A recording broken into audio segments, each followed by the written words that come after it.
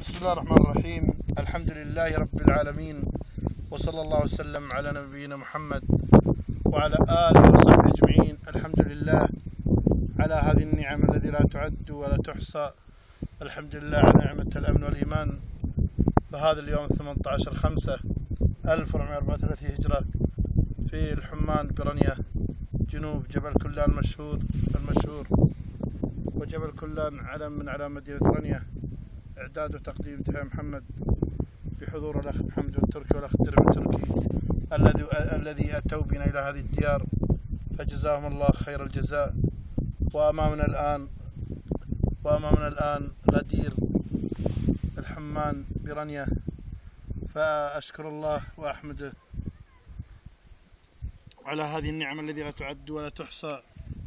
وكما أسأل عز وجل أن يرحمنا فوق الأرض، ويرحمنا تحت الأرض، ويرحمنا يوم العرض.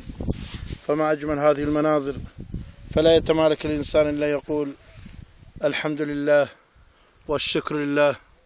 فهذه خبراء أو غدير الحماد برنيه في يوم 15/5/1434 هجرة. فما أجمل هذه الأجواء، فالخير قد أقبل بعد قليل. ويظهر في الصورة جبل ورك المشهور، وكذلك جزء من جبل كلان المشهور.